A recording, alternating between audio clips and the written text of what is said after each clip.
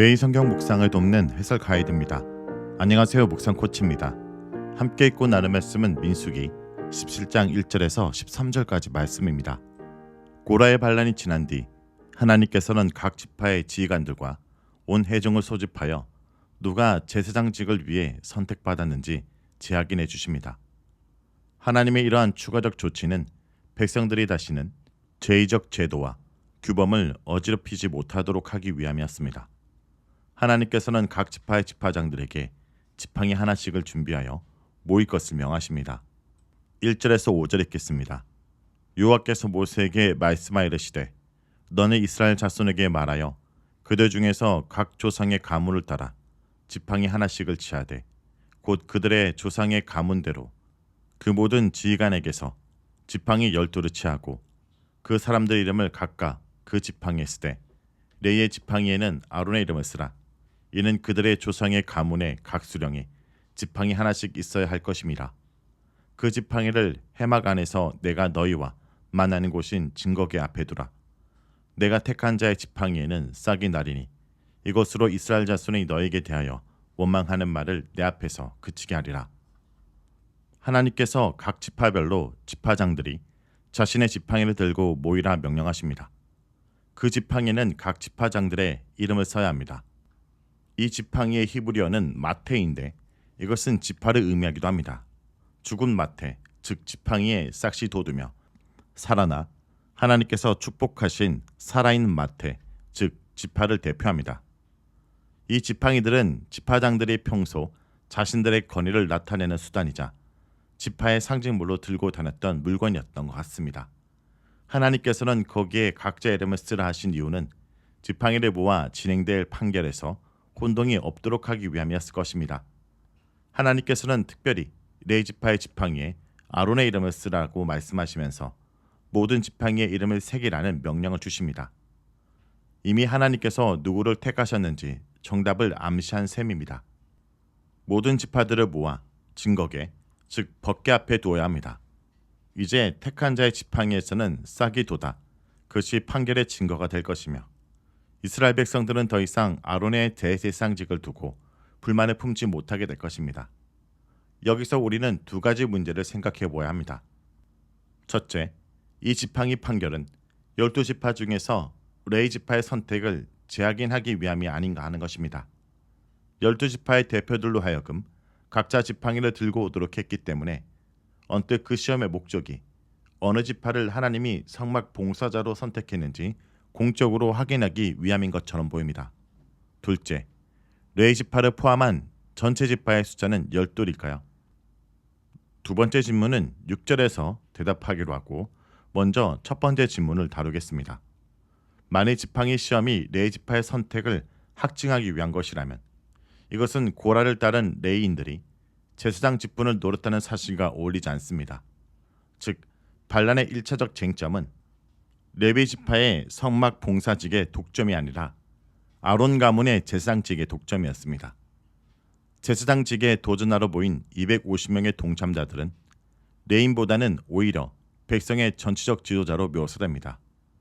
더욱이 두 번의 몰살이 각기 다른 장소에서 발생되어 고라가 어디에서 죽었는지 혼란스럽기도 했습니다.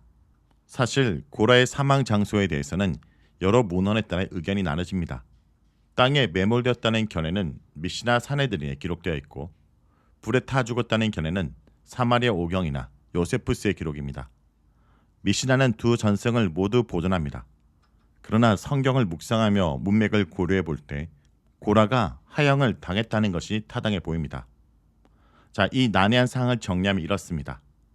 이 반란은 분명 제의적 목적과 정치적 목적이라는 두 줄기가 진행되었지만 시발점은 바로 고라의 주동에 의한 제사장직의 찬탈이었습니다. 2차적으로 다단과 아비람에 의한 정치적 목적이 수반되었습니다. 따라서 아론 가문의 건의가 가장 우선적으로 그리고 공적으로 확증될 필요가 있었습니다. 이러한 이유로 모든 지파들이 모인 앞에서 아론의 지팡이는 제의적 건의와 정치적 건의를 동시에 증명하는 수단이 되고 있는 것입니다. 6절에서 11절 읽겠습니다. 모세가 이스라엘 자손에게 말하매 그들의 지휘관들이 각 지파대로 지팡이 하나씩을 그에게 주었으니 그 지팡이가 모두 10돌이라. 그 중에 아론의 지팡이가 있었더라. 모세가 그 지팡이들을 증거의 장막 안에 요 앞에 두었더라. 이튿날 모세가 증거의 장막에 들어가 본즉 레위 집을 위하여 낸 아론의 지팡이에 움이 돋고 순이 나고 꽃이 피어서 살구 열매가 열렸더라. 모세가 그 지팡이 전부를 요 앞에서 이스라엘 모든 자손에게로 가져오매 그들이 보고 각각 자기 지팡이를 집어들었더라. 여호와께서 또 모세에게 이르시되 아론의 지팡이는 증거궤 앞으로 도로 가져다가 거기 간직하여 반역한 자에 대한 표징이 되게 하여 그들로 내게 대한 원망을 그치고 죽지 않게 할지니라. 모세가 곧 그같이 하되 여호와께서 자기에게 명령하신 대로 하였더라. 모세의 지시대로 지파장들은 자신들의 지팡이를 모세에게 건넸고 모세는 그것들을 모아 증거의 장막 안에 곧 여호와 앞에 두었습니다. 여기서 장막 안 여호와 앞은 10절에 비추어 볼 때 지성소가 분명합니다. 지성소는 속죄의 규례가 확립된 후에 대제사장만이 속죄일인 7월 10일에 입장이 가능했는데 어떻게 모세가 그 위험한 공간에 들어갔으며 또한 아무런 문제가 발생하지 않았을까요? 그것은 하나님께서 모세에게 입장을 명령하셨기 때문입니다. 이것은 마치 그가 시내산 정상에 하나님의 임재 현장에 유일하게 하나님의 호출을 받고 올라갈 수 있었던 것과 같습니다. 한 번은 여호수아가 후계자 자격으로 동반했지만 정상 부근에서는 모세와 먼 발치에 떨어져 있었을 것입니다. 자, 이번에는 앞에서 언급한 지팡이가 12돌이라는 언급과 관련해 다뤄보겠습니다. 이에 대한 답변으로는 어떤 사람들은 레위 지파가 12지파의 하나로 합산된 것이라고 말합니다. 원래 12지파가 이때 11지파가 된 이유는 요셉을 뿌리로 한 에브라임과 므낫세가 요셉 지파로 다시 묶였다는 것입니다. 그러나 구약 전체에서 그 두 지파를 묶어서 한 지파로 취급한 경우는 없습니다. 그렇다면 이것을 히브리어 문장 해석의 관점에서 접근해 보면 이것을 12지팡이들의 아론의 지팡이가 함께 계수되었다라는 뜻으로 해석되면 안 될 것입니다. 오히려 12지팡이 중에 아론의 지팡이를 함께 놓았다는 뜻으로 이해하는 것이 적절해 보입니다. 그러므로 12지파의 지팡이에 레위 지파의 아론의 지팡이가 더하여 13개의 지팡이가 놓인 셈입니다. 이튿날 모세가 다시 지성소 안으로 들어가 살펴보니 아론의 지팡이만 살아있는 지팡이가 되어 있었습니다. 지팡이에서 하룻밤 사이에 발생한 생물학적 현상은 초자연적인 것입니다. 다시 말해 정상적인 생물학적 과정, 즉 움이 돋고 순이 난 후에 꽃이 피고 열매가 맺히는 모든 과정이 하룻밤 사이에 진행되었습니다. 게다가 열매를 맺다라는 동사는 이미 익은 열매를 가리킬 수도 있기에 더욱 놀라운 기적이 아닐 수 없습니다. 하룻밤 사이에 생나무 가지에서 싹이 나오고 열매가 맺힌다는 것은 결코 과학적 현상으로 설명할 수 없습니다. 그것도 만일 그 열매가 익은 채 달려 있었다면 더욱 그러합니다.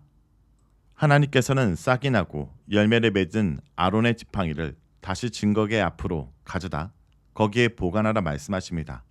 본문에서 반역자에 대한 표징이 된다는 말은 조금 더 다르게 해석할 수 있습니다. 이 지팡이는 놋제단의 벽면에 녹여 붙인 반역자들의 향로와 같이 대대로 반역의 무리인 이스라엘 백성을 위한 표징이 된다는 뜻입니다. 그 경고 앞에서 다시는 이스라엘 모든 지파들이 하나님이 정하신 제도와 규범에 불만을 품지 못하게 될 것입니다. 모세는 하나님의 지시대로 그 싹난 아론의 지팡이를 법궤 앞에 안치했습니다. 여기서 한 가지 문제를 제기할 수 있습니다. 히브리서 9장 4절에 따르면 법궤 안에 들어있는 물건은 세 가지입니다. 십계명 돌판, 아론의 지팡이, 만나 항아리입니다. 그러나 본문에서 아론의 지팡이는 법궤 앞에 보관합니다. 그 외 오경에서 확인되는 법궤에 딸린 주요 귀중품들의 위치는 다음과 같습니다. 출애굽기 25장 16절에 십계명 돌판은 법궤 안입니다. 민수기 17장 10절에 아론의 지팡이는 법궤 앞입니다. 출애굽기 16장 33절에서 34절에 만나 항아리는 법궤 앞입니다. 신명기 31장 24절에서 26절에 언약서는 법궤 곁입니다. 히브리서 9장은 향단마저 지성소 안에 있는 것으로 묘사합니다. 사실 지성소에는 법궤 외에는 아무 비품도 놓을 수 없었습니다. 어떤 사람들은 이것을 향단이 아닌 잠시 놓았다 치우는 향로로 이해하려고 하나 그것은 억지입니다. 그렇다면 이것을 어떻게 설명할 수 있었을까요? 자, 히브리서 9장은 완전하고 영원한 변치 않는 하늘 성전과 불완전하고 일시적인 그리고 쉽게 변개되는 지상 성전을 의도적으로 비교하고 있습니다. 현재의 성막 묘사는 불완전한 지상의 성전의 현실, 즉 성막이 엉망으로 관리되어 크게 변형된 시대의 사항을 반영하는 것 같습니다. 그리하여 히브리 기자는 성도들로 하여금 영원한 하늘 성전의 도래를 기다리게 만듭니다. 성막 시대 어느 시점에 사제들은 법궤 안에 다른 물건들을 집어들었을 것입니다. 그리고 시간이 흘러 그것들이 아예 소실되었을 것입니다. 열왕기상 8장 9절에 법궤 안에 두 돌판 외에 없었다라는 이 묘한 진술은 원래 무언가가 더 있었다는 사항을 암시하는 듯합니다. 12절에서 13절 읽겠습니다. 이스라엘 자손이 모세에게 말하여 이르되 보소서 우리는 죽게 되었나이다. 망하게 되었나이다. 다 망하게 되었나이다. 가까이 나아가는 자 곧 여호와의 성막에 가까이 나아가는 자마다 다 죽사오니 우리가 다 망하여 하리까. 이 단락은 이어지는 주제적 관련성을 볼 때 레위인의 성막 직무와 함께 묶는 것이 더 낫습니다. 물론 백성들이 성막 접근에 따른 치명적 위험성을 두려워한다는 점에서 앞단락과 연결고리가 있습니다. 이 단락은 제사장과 레위인들의 특수적 성격을 묘사하는 도입부 역할을 하고 있습니다. 자, 여기까지가 민수기 17장 1절에서 13절까지 말씀입니다. 오늘 말씀을 통해 우리는 무엇을 묵상하고 적용해야 할까요? 결국 우리의 문제를 하나님이 해결해 주십니다. 모세와 아론을 대적했던 무리를 심판하신 하나님은 이제 누가 선택받은 참 지도자인지 확실히 보여주십니다. 12지파의 족장들이 12개를 하나님 앞에 두게 하신 후 택한 자의 지팡이에만 싹이 나게 하시겠다는 것입니다. 이는 지도력에 대한 모든 불평을 잠재우고 어느 누구도 하나님의 제사장에게 스스로 높아졌다는 비난을 퍼부을 수 없도록 하시라는 것입니다. 하나님은 오늘도 우리 가운데 있는 여러 가지 문제들을 방치하지 않고 공평하게 처리하십니다. 하나님의 인도하심을 받으면서도 투덜거렸던 일들, 왜 저 사람을 지도자로 세웠을까 하는 고민들도 분명히 해결될 것입니다. 그러므로 지금 잘 이해되지 않는 것도 문제를 해결하시는 하나님을 믿고 그분께 맡기며 기도하길 바랍니다.